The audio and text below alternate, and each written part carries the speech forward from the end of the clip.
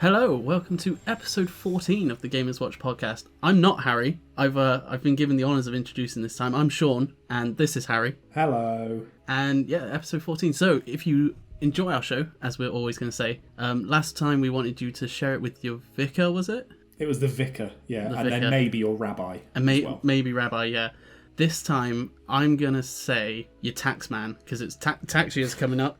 Start a new tax year, so when you pop to the tax man and say, oh, by the way, you heard these Gamers Watch guys, they talk about shitting themselves all the time. And I'm shitting myself now because I've been cheating the tax man, so it's a clear link between them. See? Shaun, I like this. It's good, isn't it? I like this. But the more practical thing to do would be to give us a review on iTunes. On iTunes, Apple Podcasts. Fuck me, I went back in time then. Apple Podcasts and Podchaser. And leave us good reviews, please. We're desperate. And then also share everything on Twitter and Spotify. That'd be nice and dandy. Because we are desperate for those views. We've just come off the back of 2 of our best weeks ever, and we need to keep going. We're desperate for attention. We need to grab that rocket.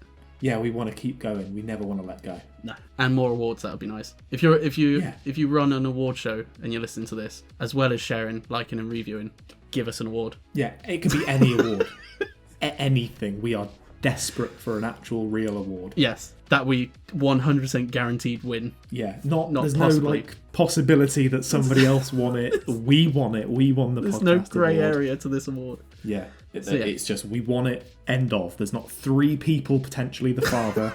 It's just us. We don't want to go on Jerry Springer and do a DNA test. with midgets running around fighting just for the show. We just want to win the podcast award legit. So, all right? Yeah, so recap. Episode 14, I'm Shaun. Like and reviews. I'm Harry. Harry's here.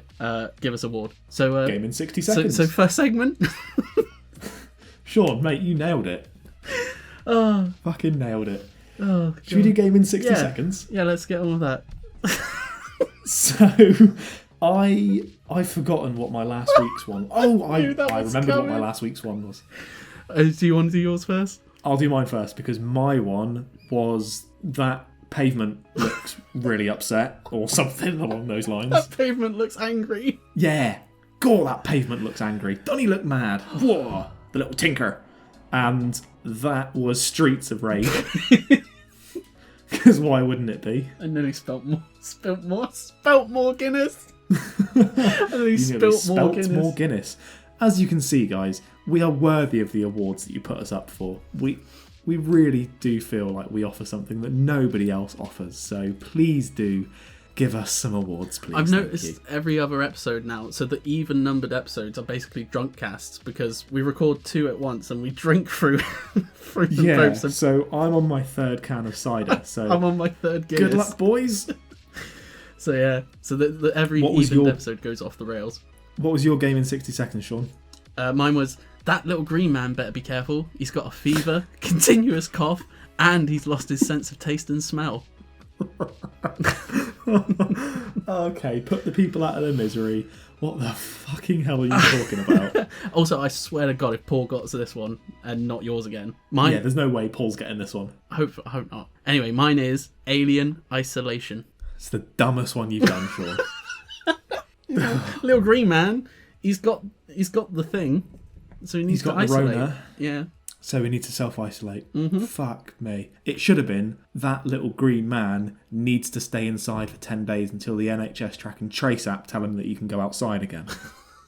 Or his other test comes back to show that it's actually negative and not a false positive. Or just pick a better clue and a better game. No, don't you even dare say better game. That is one of the best horror games ever made. Oh no, I'm not saying that it's a bad game. I'm just saying that it's a very difficult game to choose a clue for. I don't know, isolation. It's the word of the year. To be fair, Shaun, your next one's not exactly great. No, my next one was, I was clutching at straws, I must admit. Go on then.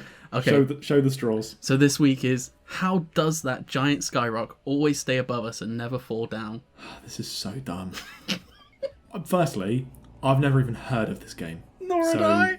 Good luck, everybody. It's on Game Pass, if that helps. I'm Fair enough. Always picking Game Pass games. Well, I haven't picked a Game Pass. No, I have. This is on Game Pass. Aha, genius. So my clue is, those amphibians keep kicking the shit out of each other. Those amphibians keep kicking the shit out of each other. I think that's quite easy. I think Wife of Paul will get that. I'm fairly confident.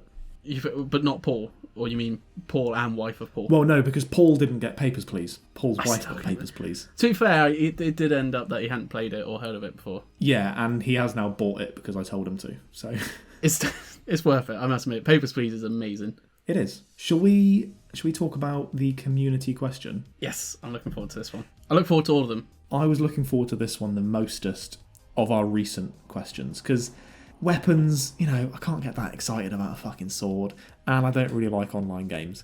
Appreciate all the answers to those, by the way, but this is one that I think it hit a chord with a lot of people. So I've just seen the fucking picture I of was the just Jesus saying, I again. just looked at the fucking painting again. So if anybody doesn't know and hasn't seen the tweet and the Facebook post that we put out, the picture that we put to this question, it was the best remakes, remasters, or redos or retellings, and the picture that we put was the really bad Jesus painting from a few years ago of the fresco that was ruined. Personally, I think it looks better, but that's just my opinion. Yeah. Well, Now, the other one looks trash. The other one, the original one, looks trash. The new one looks great. But Shaun, let's go through some remakes. Yeah. So I'm going to say Gears of War that was remade for the Xbox One Ooh. is one of the best remakes. The It was so faithful to the original, but improved in every single aspect. Ultimate Edition, wasn't it? Yes, I thought it was fucking great. Yeah, I always love me a bit of Gears of War, so... Yeah, I thought it was that really one. good. And my other remake, well, it's not really a remake, it's more of a remastering, I don't know if you can really even call it that, and it's not even out yet, is that they're bringing out a new Sands of Time, but it's a complete redo of the original Prince of Persia Sands of Time, and I'm really looking forward to that, because it's one of my favourite games of all time. So those are my two choices for the time being.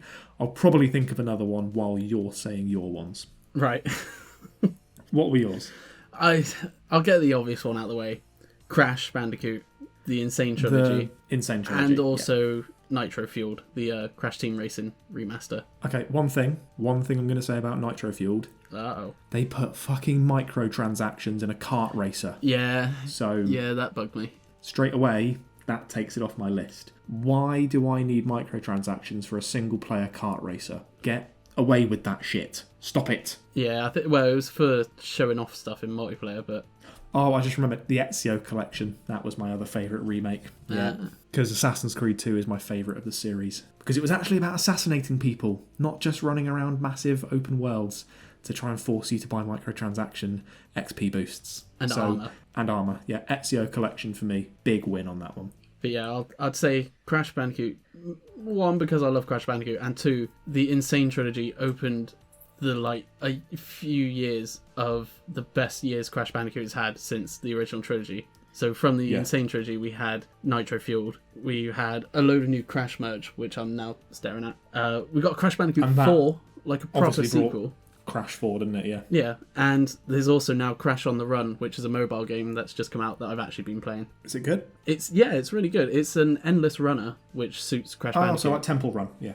Yeah, and it's also your typical mobile stuff like timers, waiting for stuff, or you can pay to do it quickly, is in there, but it's not obtrusive. Yeah, so the basic thing is you have these different bosses and you have to craft weapons to do their level to move on to the next boss. But to craft a weapon, you need certain ingredients.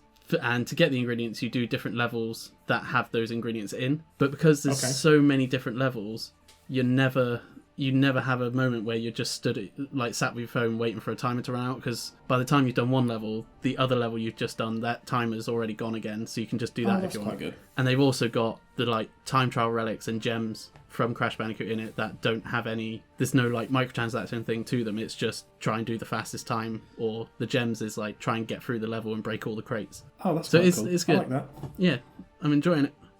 Well, I would say that we'll read out loads of very different answers to this, but we sort of only got about 4 answers. Yeah, there was another one I thought of when I was trying to think of other remasters. And it's not a remaster in the sense of it's supposed to be the original game. It's a retelling. Yeah, basically with completely new mechanics. Yeah. And I imagine some people are going to hate this, but Pokemon Let's Go Pikachu and Eevee. I love those games. Yeah, because the Pokemon Go mechanics that are added to it. They work so well. They work well, and they genuinely have brought people that have never played Pokemon and would never get into the proper like hardcore game battle mechanics of My Pokemon. 6-year-old nephew, when I had Pokemon Go, Let's Go on my Switch, absolutely loved it. Yeah, Completely fell in love with throwing Pokeballs and trying to catch Pokemon. He went nuts for it. Yeah, my partner Lucia, she likes Pokemon. Don't get me wrong. Like she always watched it as a Not kid. as much as us. She doesn't like it enough to get a full leg sleeve tattoo. Yeah, of Pokemon, or a Rowlet tattoo that I've got. But yeah, she likes Pokemon. She plays Pokemon Go, but she would never be the sort of person that would play like a proper RPG Pokemon. And she loves Let's Go Eevee. Yeah, it's nice and chill. So yeah, so I'd say that's a... It's just the right amount of nostalgia and new mechanics melded together. And they're still doing mainline games, so I never understood people that complained that came out. But I'd say that's one of my a good favourite entry to remasters. Pokemon for people that hadn't played it before. Yeah. Very nice. So, shall we go back to the 4 answers that people gave?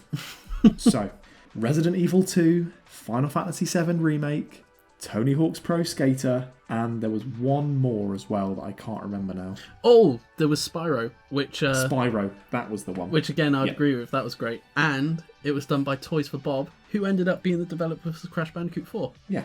And so clearly in Skylanders. good hands. Yeah. Good old Now, Toys for Bob. I haven't played Resident Evil 2 Remake because I don't like Resident Evil games. Yeah, I'm not a horror guy. I haven't played Tony Hawk's Pro Skater 1 and 2 because I don't really get the big deal with arcade skate games. I prefer Skate and Project Skate to those types of games, but it looks good.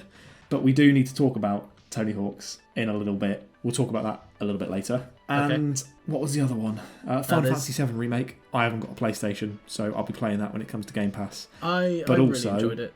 One thing I would want to say is that they sold it as a remake, but it's not. It's a retelling. And I think they're going to do things to the story of that game that I will not agree with. So yeah, I'm going to say, I'll start by saying I was never like a huge Final Fantasy person growing up. Like, I rarely ever played them, and I never, if it was just at my friends sort of thing, so I never actually owned them.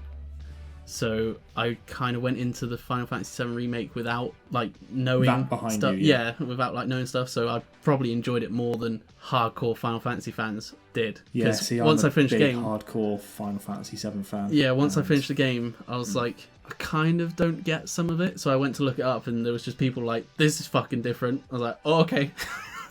Yeah. So I'm a bit concerned about what they're going to do with the story. Yeah. And the main part of the story that I think they're going to change is going to be the death of a character. Yeah, I know who you're on about. Because despite... I really hope they don't change that. I was going to say, despite not being a Final Fantasy fan, I think pretty much every gamer knows that moment of the story. The death of Ares. Yeah. Yeah. So if that doesn't happen, I will be very annoyed. So I'm yet to play it because I haven't got a PlayStation. If it comes to Xbox, I'm sure I'll play it. But I can't give my consensus on those 3 games that everybody talked about because I haven't played any of them, which is quite frustrating. However, one of my best mates, Kingsley, made a really good point. Heart Gold, Soul Silver. Yeah. Great remakes of, have you tried playing Crystal, Silver and Gold lately? No. They don't hold up They won't be well. good. Or No. or the Omega Ruby, Alpha Sapphire, they were good as well. But Yeah, they were, again, it doesn't help that another 2 he said. it doesn't help that Ruby Sapphire are my favourite gens, so I would always love them. Although Yeah. Diamond and Pearl remakes don't look good to me. No, they don't. Like, I was expecting them to actually put an effort into it. Like, no. Game Freak put effort into a new Pokemon like game. be Don't more be like silly. Sword and Shield. Like, have a little open Yeah. world part in that. But it is No. literally just, they can't even up the graphics because it's pixels. Yeah. Now, one other game that I would just like to mention. Yeah. I know that we're an Xbox Game Pass podcast, but God of War, they have completely reinvented what God of War is. It's no longer sort of like an action platformy hack and slash. It's much more narrative based. Well, and it's But again, completely different haven't mythology. played it. Because Yeah, it is, yeah. it was Roman, was it? Yeah, The first one? And now it's Greek, yeah. Greek mythology. yeah. But, I haven't played that, so No, again, I wouldn't know. I've got it on my PS5, but I still haven't got around to playing it. I really want to play it before However- Ragnarok, though. Sean, I'm going to just say one game. Mass Effect. Yep. Oh, I'm going to be playing that soon. Looks very good. Oh, and one comment I've just seen, the Fable reboot. Yes, that's going to be coming out soon to Game Pass, day one. That'll be good. By Playground Games, who have only done Forza Horizon so far, so I'm really interested to see how they do Fable. Yeah, that will be very interesting. Do you think it will have any Lamborghinis involved in Fable? I hope you ride a chicken. That would be good. Instead of kicking That them. would be very good. But I'll still kick But I'm excited for Fable as well. Yeah. And I'm not a huge Fable player, but I did play Fable 2, and that game was fucking great. Yeah, I played all of them. I was never like an avid fan of them. Like, I enjoyed them, but I wouldn't... Yeah, you were never an avid fan. You just put like 150 hours into all three of them. It's not like over the top. I wouldn't like rant and rave about them. They were Peter Molyneux games. Let's just put it that way. So they were good, but never as promised. There is a game that I do want to rant and rave about, Shaun, but it does mean that we need to move on to Game Pass or Play. Are you happy to do that? Yeah. So our wild card was Ori and the Will of the Wisps. Yes. This game is fucking amazing. Oh my god. I love it. It's so good. I only played about 6 hours, but I think I smiled the entire time. It was just so good. Yeah. The platforming is amazing. The combat mechanics are great. The enemies are fantastic. The scenarios that you find yourself in, the map, the way you traverse it, the way you have to find these new upgrades and these new skills. It's just so good. See, I thought the combat was the worst part of it. Oh, really? Yeah, I preferred the combat in the first Ori, like, barely existent. Just because I love the platform so much. Yeah. But, yeah, I think that it was really good. Like, it's definitely a worthy successor. But there was a few teething problems, I'd call it. Okay. Like, I'm guessing of just being a bigger game in scope. So, like, for some reason, I don't know why, but for some reason I kept getting lost. Like, there were so many times I got lost in this one. Whereas Blind Forest, I always knew where I was going, sort of thing. Didn't know how to get there, but I knew where I was going. Yeah. And this one, there was a few times where I'd sort of be going in a direction, there'd be a cutscene, and I'll be like, okay, I'm on the right path. Carry on going there, and then I'll get to a dead end and be like, where the fuck what? And I'd find out that I'm supposed to then fast travel to somewhere else after that cutscene and go down another path that's now unlocked. And I was like, why? They gave me no hints to that. But, and the only other thing is, I think it's because it's more like an RPG now than a like action adventure. Yeah. And I'd rather, instead of having to buy all the stuff from the merchants, I'd rather it be like earn it. Be like the old one where it's in the environment and you explore to find them, like the maps. Yeah. That's the only thing. They're not huge problems. It's just little niggly ones. Now, one of my favourite things about this game, and I know that this is really stupid, but it was the first thing that you do in the game. Right. What direction, in every platformer that you ever play, what direction do you move from? You move from left to right, because that's the way people read. Yep. My favourite thing that sets you up immediately about this game is you go right to left. I don't know why I liked that so much. I think for me it just showed that the people behind the game were so involved in every aspect of how this game would play that they were even concerned about the first thing that you do in the game. And it just showed how much the developers care about the project. Yeah. And I just thought it was a really nice little touch. I don't know if you picked up on that, but it's the first thing you do is you have to move from the right-hand side of the screen to the left-hand side of the screen, and it sets it up straight away that this isn't a normal platformer. And I just really liked that. I thought that was just a little subtle thing that they put in that straight away caught my attention. Yeah. I really liked that. And one of the things that Ori does, I'd probably say better than any platformer I've played, is the chase sequence. Where you have to constantly move, essentially. The camera will just keep panning and you'll die if you get caught. Yeah. The ones in Ori are so fast-paced. Dramatic. They're dramatic, fast-paced, but yet you're always in control. And they're just so you so know that good. you have to jump backwards, but you know that by jumping backwards, you'll actually be progressing. It's platforming that it takes the standard model of platforming and sort of turns it on its head a little bit. And I like that. It's not just a jump here, go from left to right. It makes you think about where you're going to go. Yeah. And I think it's rare that I enjoy a game, and it's extra rare that I enjoy two games at the same time. Two games to shatter the illusion. We actually record every 2 weeks. And so when we're in episode 13 last week, it was actually, an hour ago.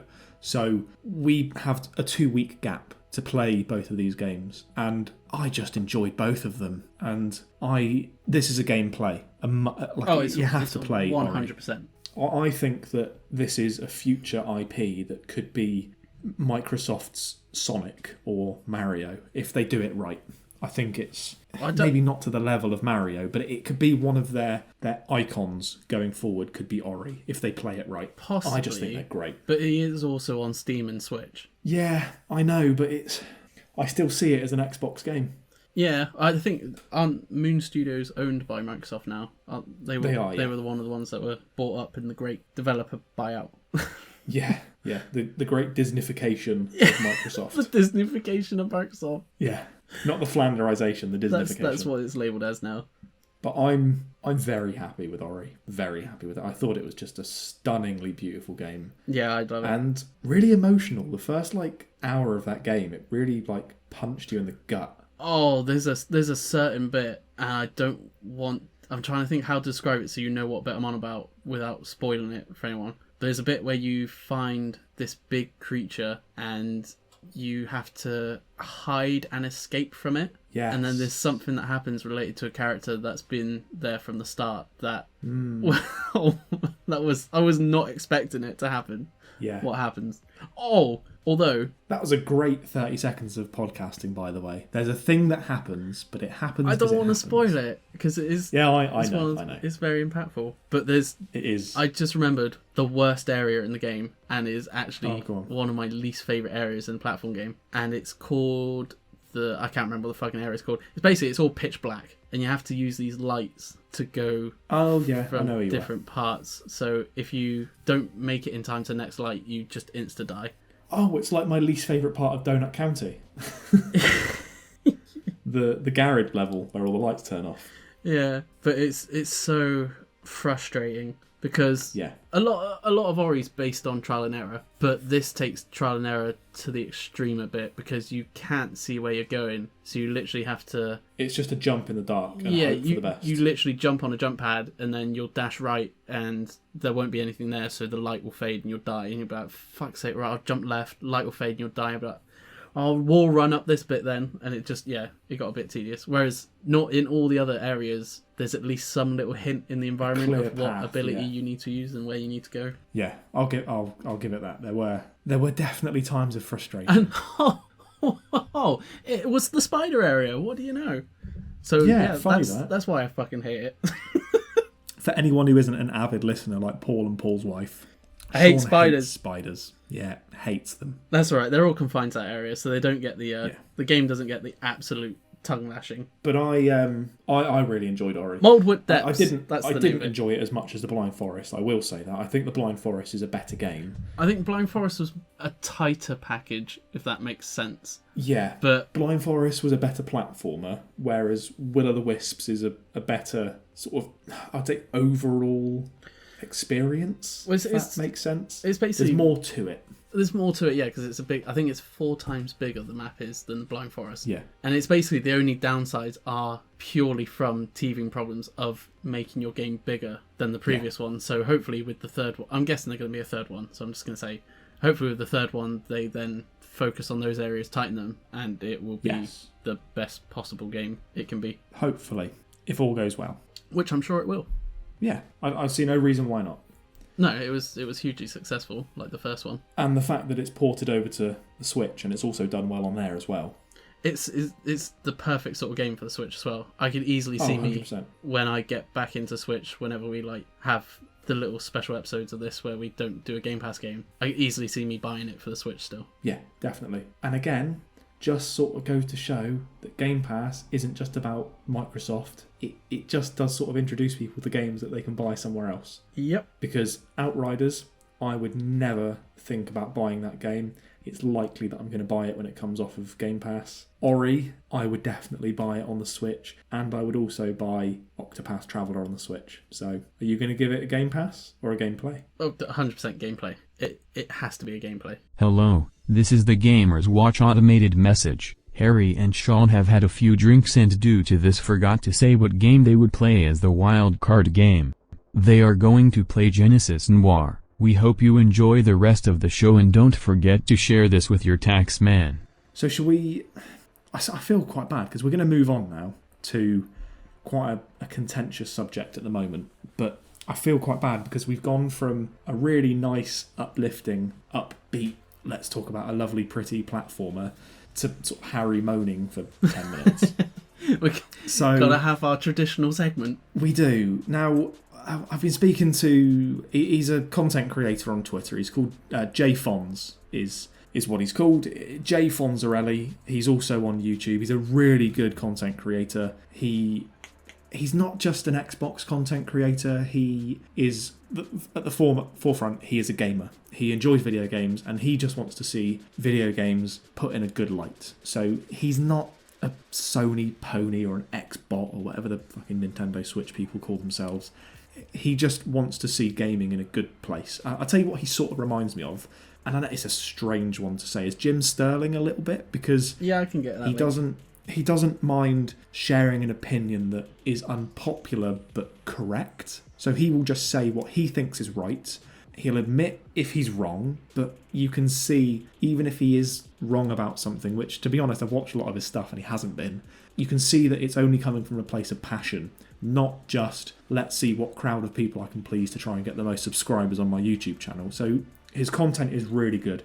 It's JFonzerrelli, and I came across a video of his that is all about smart delivery and charging for upgrades. Now, smart delivery was something that I thought was a bit of a PR spin when it first got announced. Did you think the same, Shaun? Yeah, I didn't understand it. I couldn't see how it could be a thing. Yeah, until closer to launch. I thought it was just sort of a buzzword, as you will. And I think what it does show is the difference that Sony make hardware, Microsoft makes software. It does show that, I think, quite clearly, the difference between them. So if you don't know what smart delivery is essentially a service that Microsoft have in place that means that your old gen games upgrade to the next gen. And it doesn't just upgrade them, it brings along your cloud saves and it brings along your save files with them. Now, a lot has been said about how the Avengers PS4 to PS5 upgrade is basically, sorry, you can't do it. So JFonz put a really good video up, and it was about the impact that smart delivery has had on some developers. So, wouldn't you know it, Activision, the scumbags that they are, have decided that they are going to charge people £10 or $10 to upgrade Tony Hawk's Pro Skater 1 and 2, and the reason that they've got around smart delivery on the Xbox is that they've classified it as a different listing of a game. However, JFonz and other, like Colt Eastwood is another person on Twitter, they've spoken to developers. Do you know what you have to do? Do you know what the developers have to do in some cases to upgrade the game, Shaun? I'm going basing off of what I know about the Unity engine, which is what I use. Yep. I'm going to say you literally tweak the settings for it, but you then, something in the actual build file, label it as the Xbox Series S/X version, and then the Microsoft server side will deal with it. Yeah, so essentially, what Activision need to do to upgrade Tony Hawk's Pro Skater 1 and 2 to be the next gen version with the 120 FPS, 4K, they need to press one button. They need to just up the settings on their end. There's nothing more to it that they need to do, because the engine that they built the game in already has all of those upgrades built in, and they purposely stagnated the game for the older gen because it couldn't handle that 4K 120. They've stagnated it, and now they're selling a switch of a button for £10. Yeah. How can Wreckfest is doing the same thing. Wreckfest are charging people, THQ Nordic are charging people £15 on Sony to upgrade to what they call on Twitter the best version of the game. And again, it's a simple case that all they actually need to do is switch a button and put it in high graphics mode, and that's all they need to do. And they're hiding behind this smart delivery option, saying, oh, it's not just smart delivery, we've completely redone they've done nothing. They're charging people to put their settings up to ultra. So it really confuses me as well, because I got a free PS5 upgrade for my copy of Crash Bandicoot 4, and that's Activision. So I know. I don't get what the fuck they're doing with... It doesn't make sense, especially when Descenders is a game that is on Game Pass for free. Descenders, when they put their game on Game Pass, the sales of that exploded. It went up like 500% in the space of a month. Guess what they're doing?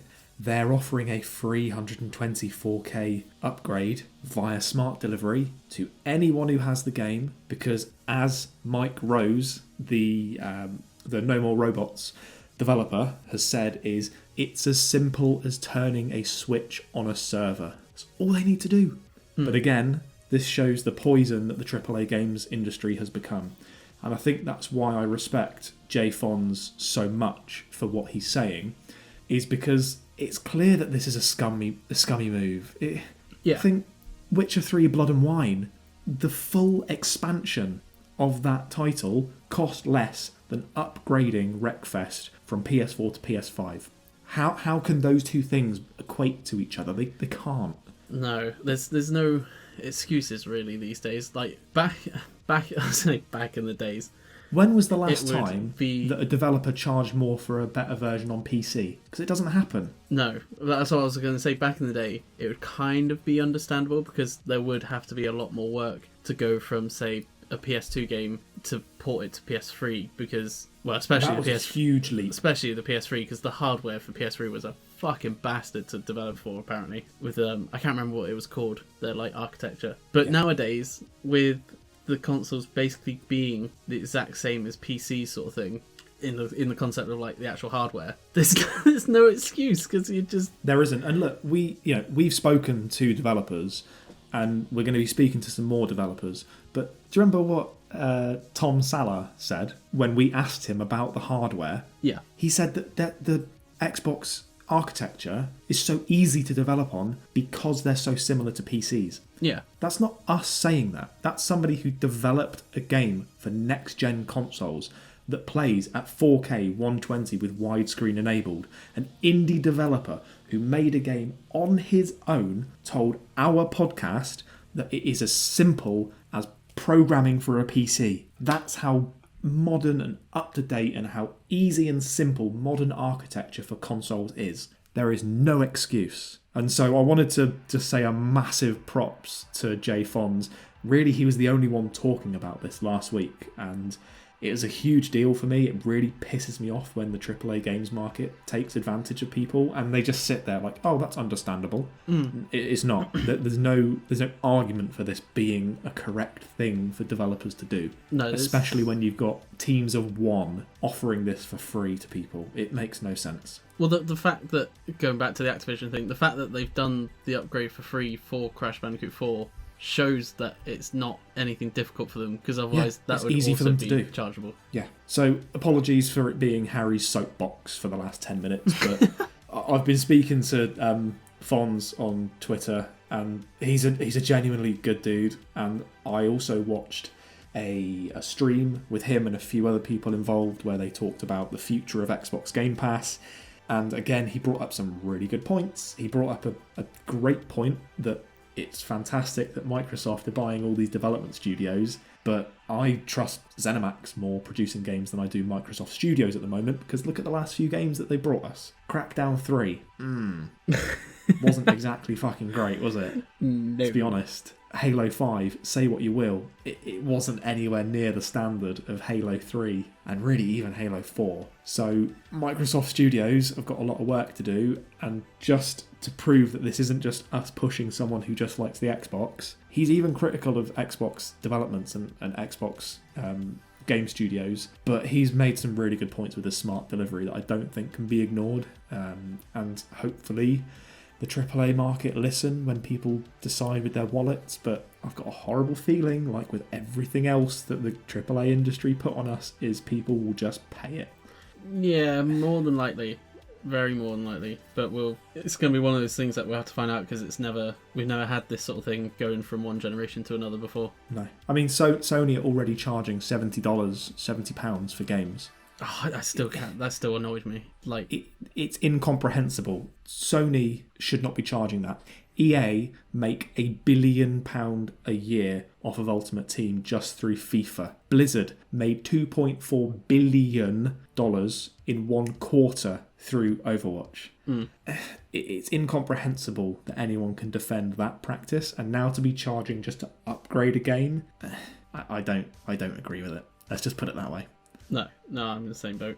But I'm gonna step scummy. off. It is very scummy, but it's indicative of the AAA games market. It's exactly what Jim Sterling said would happen a year ago, and it's exactly what JFonz was talking about 2 weeks ago. It's going to happen, and unfortunately, people have to push back at this with their wallets. So fingers crossed that they do. Yeah. I know that I will never ever pay for a game upgrade ever. No, I think the remaster is the only way I would sort of think. So like the Crash Insane trilogy, and that when it's but they're built from the ground up. Yeah, that's what I mean. It's built from the ground up, and the actual game is years old, not a year old.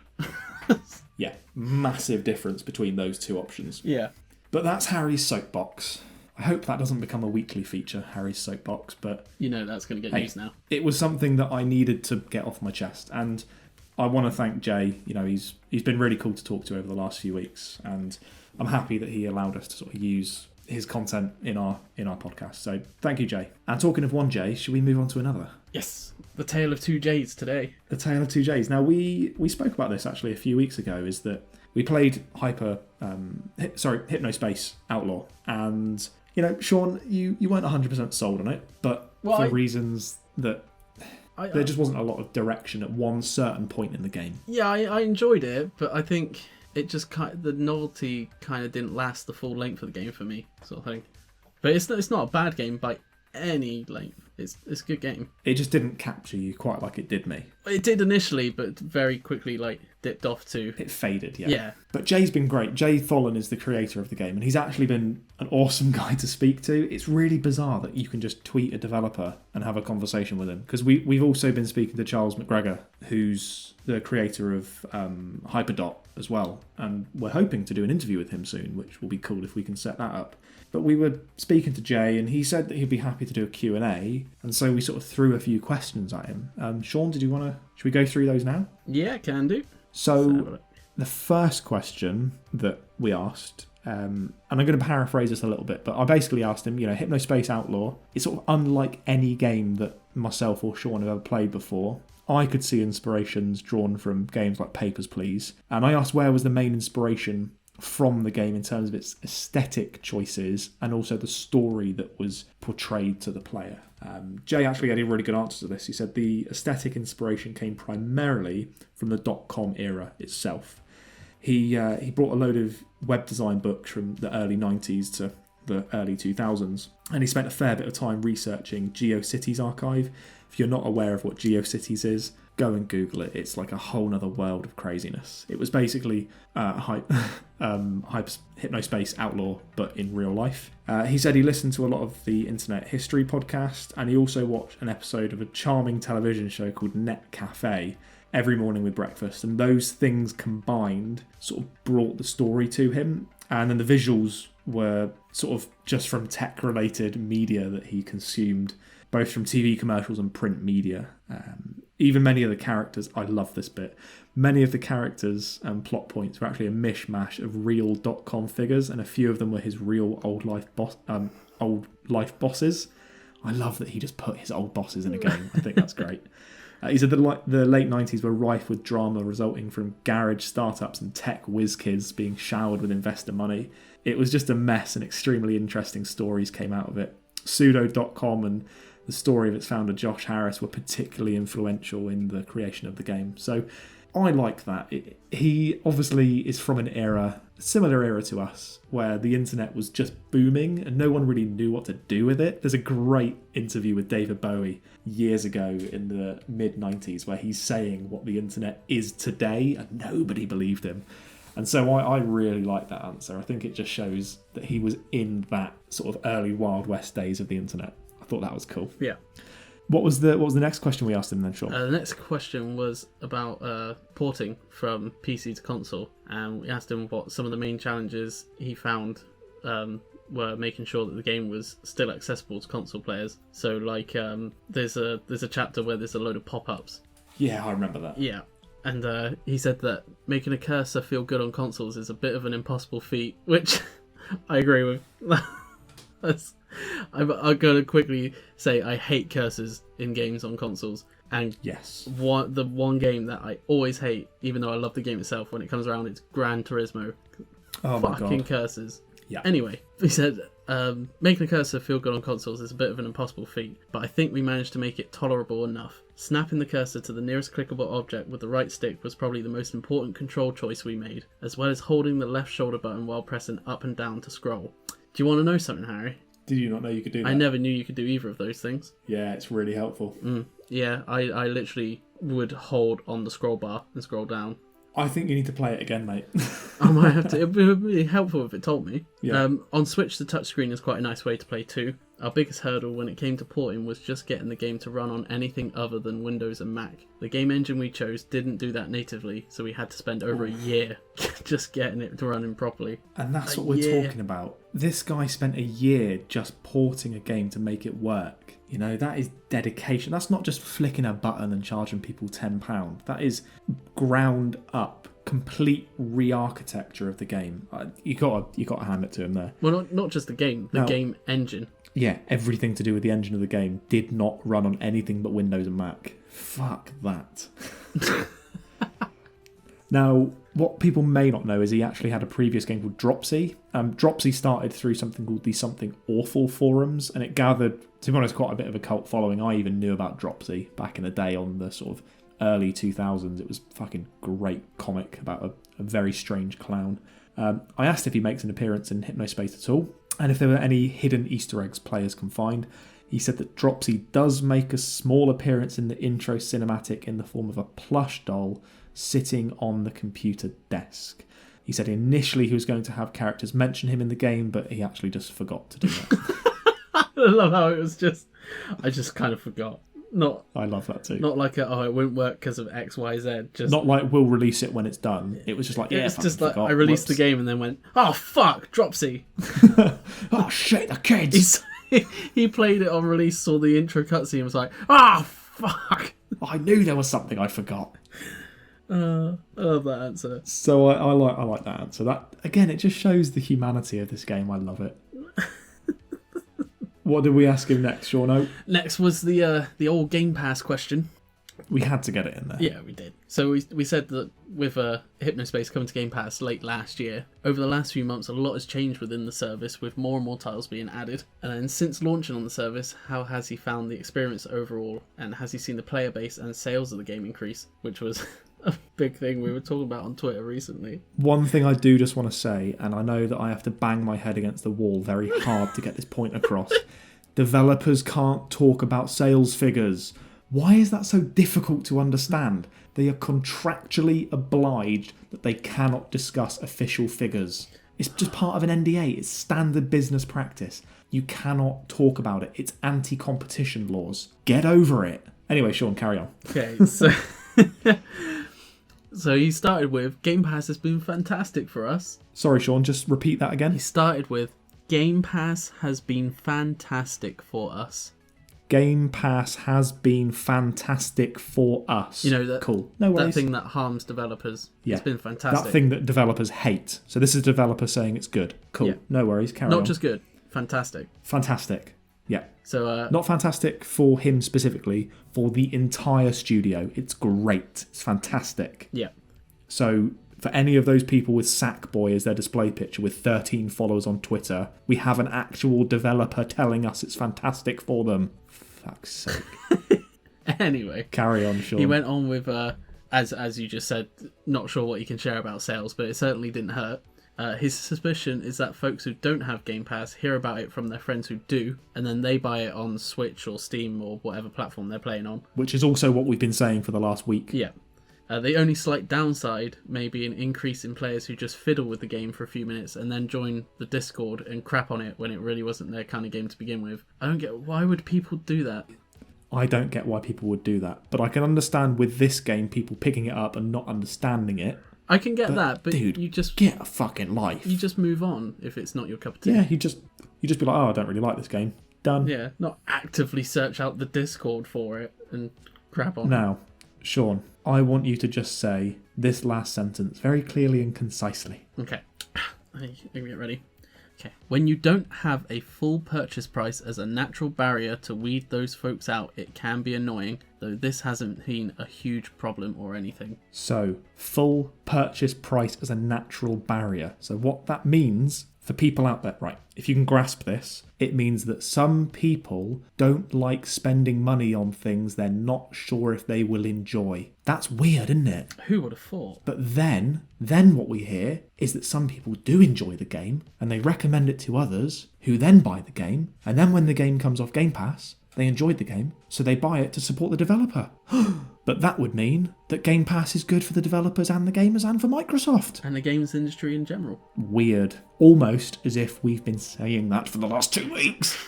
I'm going to have to move on, Sean. One of the aspects that I loved of Hypnospace was how personal each page felt to each character. That made the choices that I made in the game have much more of a value and a weight behind them. When writing the character pages, how much of that was inspired by the forums on Something Awful and how much was inspired by people in real life. Again, this is amazing. An in-game page called The Dumpster was pretty directly inspired by Something Awful, Suck.com and other similar late 90s, early 2000s snark comedy sites. Most of the characters outside of that were inspired by people that he met or encountered in real life rather than online. I think that helped to make the characters more like everyday people and then use that to inform how they might portray themselves in Hypnospace. Some are very transparent about who they are, whilst others present more of an exciting, mysterious, and often completely fictitious version of themselves. That's Facebook. Nobody tells the truth on Facebook. Everybody fucking lies. Look how great my life is. I love that about all the pages. But here is the best thing. Some of the more embarrassing content on Corey's page in Teenapedia was ripped directly from my live journal. I love that. So there's some pretty hardcore embarrassing stuff on there. So it's nice to know that that was real. It's not just us that talks about embarrassment stuff. No, it's even Jay. Now, Sean, we're going to end the podcast now, but we're going to end it with the last question. Yeah. So take it away. Okay, so it was. Our final question is a very simple one.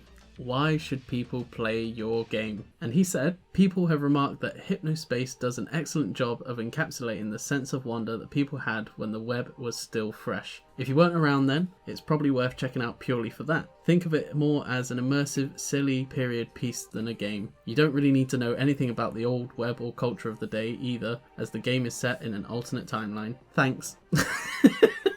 Now, I don't think he should be thanking us. No. We should be thanking Jay. So, a couple of thank yous to say. Firstly, thank you to JFonz for allowing us to sort of share your content. And a massive thank you to Tholen, the creator of Hypnospace Outlaw that is currently on Game Pass, Switch and Steam. Check it out if you're on Game Pass. It is really good fun. Sean, go and play it again with the right controls. I will give it a try. Thank you to every single person who has listened to us. We really appreciate your support. We love the fact that we've got such interactive fans. And please do give us a review on Apple Podcasts. Share our Twitter and our podcast with your taxman, was it? Sean? Taxman this week, yep. Gotta get those taxes. Taxman this week. And just enjoy yourself. And until next time, we'll speak to you soon. Have a lot of fun and keep on gaming. Cheers. That's it. Thanks for listening. Huge publicity. Thanks.